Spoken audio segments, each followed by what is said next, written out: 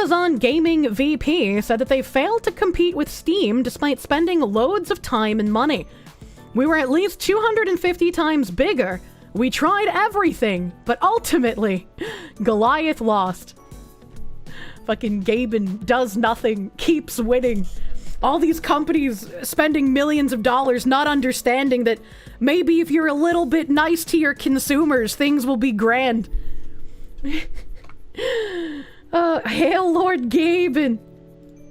This is Ethan Evans, retired Amazon VP, a LinkedIn top voice. As VP of Prime Gaming at Amazon, we failed multiple times to disrupt the game platform Steam. We were at least 250 times bigger, and we tried everything, but ultimately, Goliath lost. Here's why. I have a feeling we're about to read this, and none of this is going to be rooted in reality. This was erotic to read. You love how much dumbass investors and execs can't fucking know how Steam wins? It's insane. I love just how out of touch they are. How does Gaben keep winning? The 15-plus year-long attempt to challenge Steam started before I was vice president of Prime Gaming, but we never cracked the code. Not under my leadership or anyone else's. The first way we tried to enter the online game store market was through acquisition. We acquired Reflexive Entertainment, a small PC game store, and tried to scale it. It went nowhere. I've never even heard of that, dude. Then, after buying Twitch, we created our own PC game store.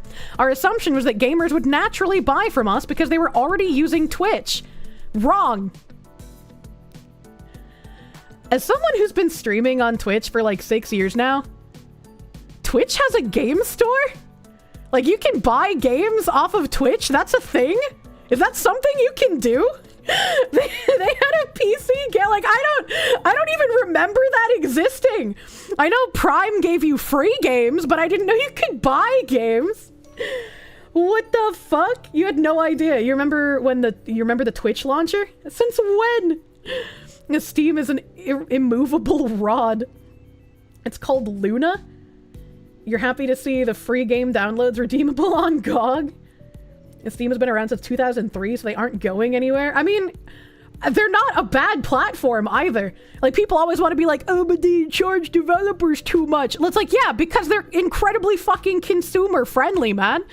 And Epic reeled in developers with like, oh, we'll take less of your cut than Steam, but no one fucking wants to use the Epic Games Launcher. So any game that launches on Epic Games Launcher as an exclusive is going to experience like a year or two of dead sales before they finally release on Steam and have actual fucking momentum. Like, your Steam account is 22 years old. I lost the login to my original Steam account, but I'm pretty sure my current Steam account's from like 2012 or some shit. I don't remember how old my account is. View my profile. I probably get a badge on here that tells me, right? Probably got like a badge that tells me. Yeah, 14 years of service. 2010 is when I made my Steam account. Your Steam is ancient. Epic rolled in shit or mediocre games that didn't pick up sales. You refused to use the Epic launcher. Yeah, when I was playing Quine Bobs on the Epic launcher, I was like, I know how you guys feel about it, but I don't have any other choice. There's no other way to play the Quine Bobs right now. It's really funny how Epic tried to force a duopoly and still has not had a single profitable year. They try to give away like free games too, and that doesn't even encourage. Like, people will log in, claim the free game, and then just log out again. They're like, I'll play it eventually, maybe. I don't know. Like, nobody likes the Epic launcher, man. Reminder to never cuck. Don't use Epic. Don't buy games over $60. Epic didn't have a shopping cart for over a year. And like, navigating their shop and like your profile stuff is a fucking nightmare. I hate it. Steam is so easy to use. You only have an Epic Games account because it gave you, or I gave you a free code for Predecessor, and you still resent me for that. I played Prem Demsemser on the Epic Game Store as well, because that's where all the like creator stuff was. Your Steam account is 20 years old. Jesus. Free is too expensive for Epic Games. I had no idea that you could buy PC games on Twitch. I knew that Twitch was not profitable for Amazon, but like... Finally, we built Luna. Okay, so there's something outside of Luna that was the PC game store on Twitch, and then Luna was after that. We built Luna, a game streaming service that let people play without a high-end PC.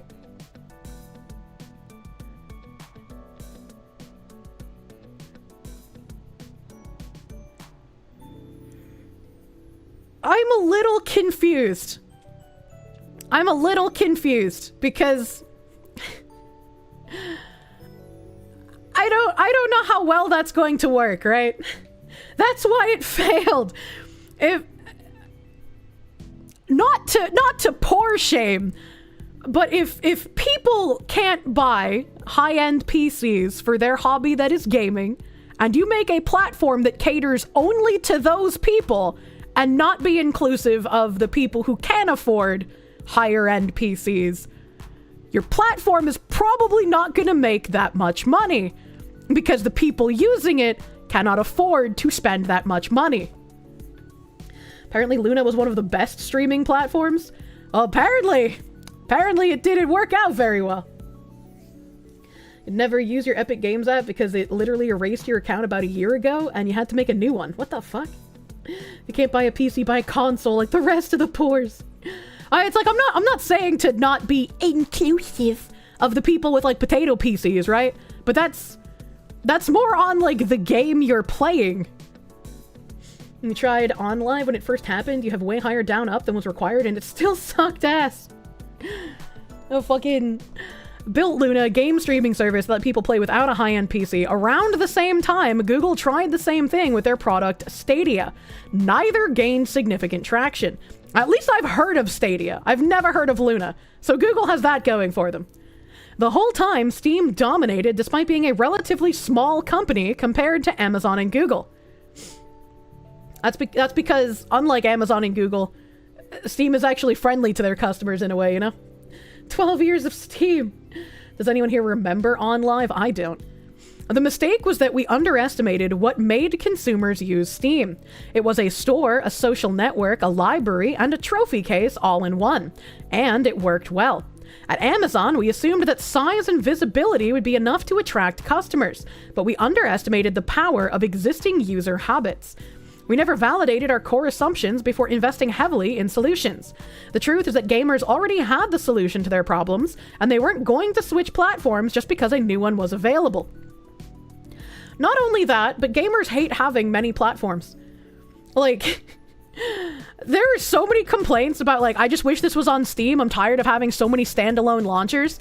And even within Steam, when you launch certain games, people are like, I'm sick of launching it through Steam and getting hit with the Rockstar launcher or the fucking, oh god, 2K launcher or the EA launcher, right? Like, nobody wants to deal with these.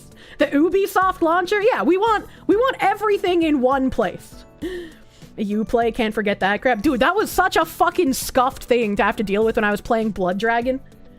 Fuck off, Ubisoft! Your Steam account's 13 years old, you have like 200 games in your library, not getting something new just to break up your library more. Having to log into Microsoft and then your game accounts. It's so dumb. It's so dumb. We needed to build something dramatically better, but we failed to do so. And we needed to validate our assumptions about our customers before starting to build. But we never really did that either. Just because you're big enough to build something doesn't mean people will use it. And I think this is really funny as well, because they were just like, oh, gamers are fucking retards who will buy any kind of slop we put in front of them. So we didn't even take the time to validate our assumptions. We just assumed they would come because we're giving them slop and that's what they like. Like there weren't 8 other launchers before Amazon even tried. We hate them like Kirsche hates us. Jesus Christ. Reminder that since Uplay shut down for PS3 and 360 games, all of those games' online functions got irreversibly fucked. Oh no. They're so close and yet they still can't grasp it. Like, usually Monopoly bad, but Steam hasn't become like a dark agent fucking over consumers as of this point. Oh, we didn't take time to make something good. What happened? It's the same exact mistakes they made with New World, but in the form of a storefront. I loved watching New World crash and burn. Because, like, as someone who had played games that were published by Amazon, I was like, there's no way they can make a game by themselves that's going to be good. And lo and behold, not only was the game not good, but it suffered from technical problems that the Korean spaghetti-coated Terra suffered from 10 fucking years earlier. was like, how do you fucking manage to have the same exact bugs as a 10-year-old game? Like, when you would go into, like, the mass scale, like, Guild War shit, sometimes you would get hit with lag so bad, all of the character models would T-pose, and you couldn't tell where any of the skills were coming from. It was just like T-posing models and no animations, and it's like, this was something Terra suffered from when they introduced the fucking, like, Nexus Rift things, and eventually they took them out because they realized, oh, we actually can't do that. Amazon can make things with a good start and then gloriously fuck it up like they did with The Witcher. 10? Isn't Terra older than 10? Not at the time when New World came out. Speaking of Windows, you really hope Valve competes with SteamOS and wins? You hate Windows? It feels more like a bastardized Mac OS? Oh my god. That's network replication magic stuff. It's just, it's nice to see giant shitty organizations losing to Gaben, who does nothing. He does nothing and he still wins.